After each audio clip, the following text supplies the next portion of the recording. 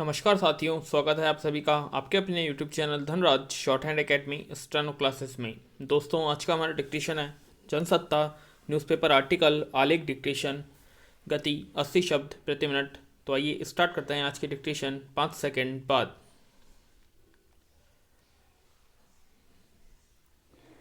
Start. आज हवा कुछ ऐसी हो चली है कि कहीं किसी में दया और करुणा की छवि भर भी दिखाई जाए तो उसे देखकर हम चकित रह जाते हैं, दुविधा में पड़ जाते हैं या संदेह करने लगते हैं कि आखिर क्यों और किस लिए यह इंसान दयालु है।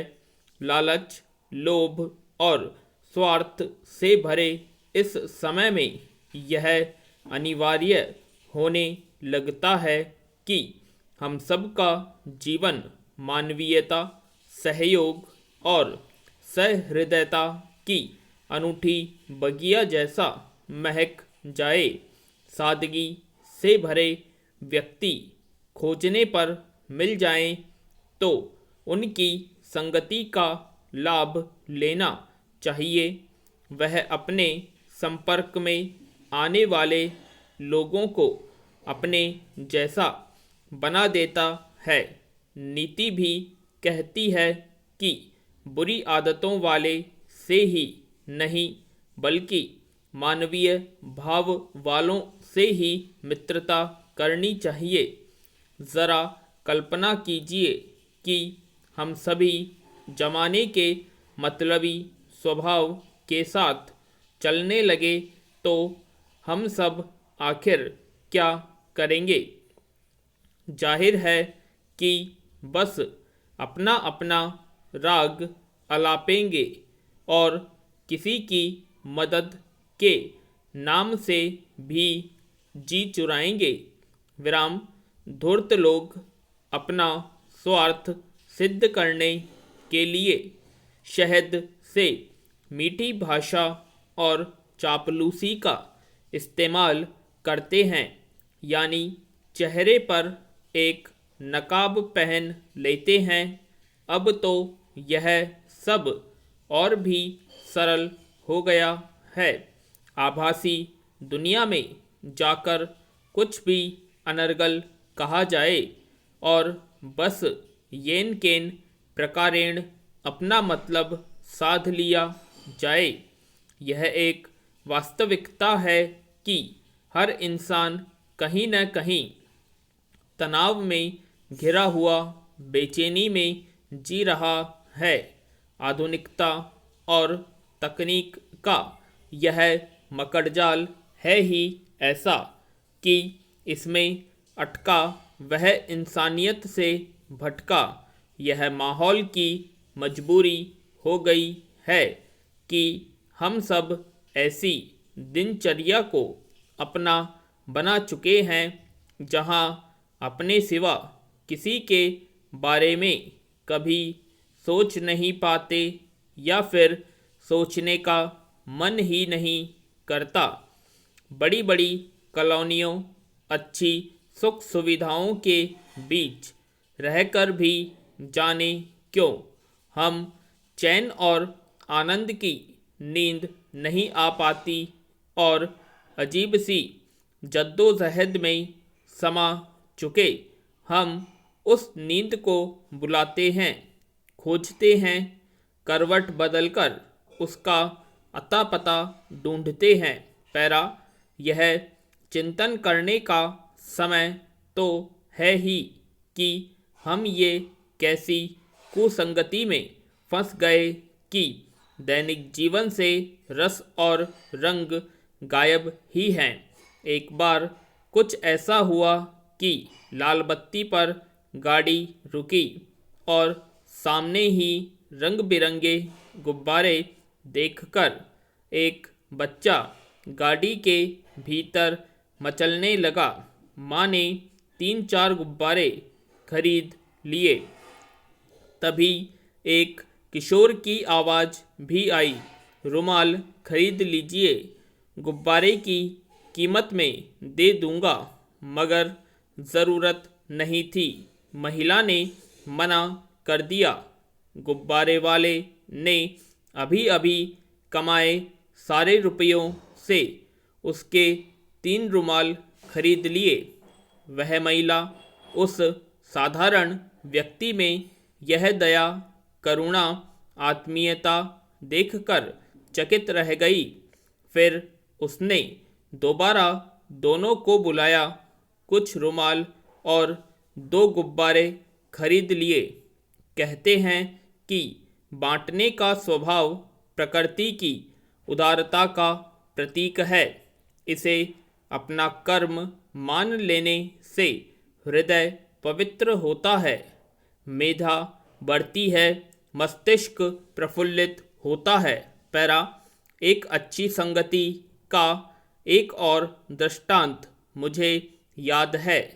एक महिला गर्मा गर्म भुट्टे लेने एक ठेले पर पहुंची।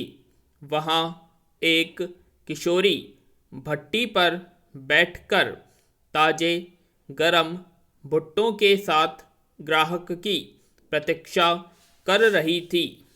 महिला ने एक भुट्टा हाथ से छूकर देखा तो महसूस किया कि वे भुट्टे जरा सख्त थे। महिला के दांत इतने भी मजबूत नहीं थे। वहाँ 4 कदम की दूरी पर एक और किशोरी ताजे भुट्टे सेक रही थी। जब वह महिला बोली कि ये कठोर दाने हैं, यह मेरे काम के नहीं हैं, जरा कोमल दाने वाले दिखाओ, तो इस पर वह लड़की मौन खड़ी रही। इतने में ही दूसरी किशोरी वहाँ आ गई। उसने फुर्ती से अपने ठेले से कोमल और सिखे हुए भुट्टे छाँट कर दे दिए। महिला ने सोचा कि पैसे किसे देने हैं। इस पर विचार करते हुए महिला ने पर्स में हाथ डाला। उन्हें लगा कि अब इन दोनों किशोरियों में पैसों के लिए झगड़ा होगा। फिर उन्होंने सोचा, जिससे कोमल भुट्टा खरीदा है उसे ही पैसे चुका देती हूँ।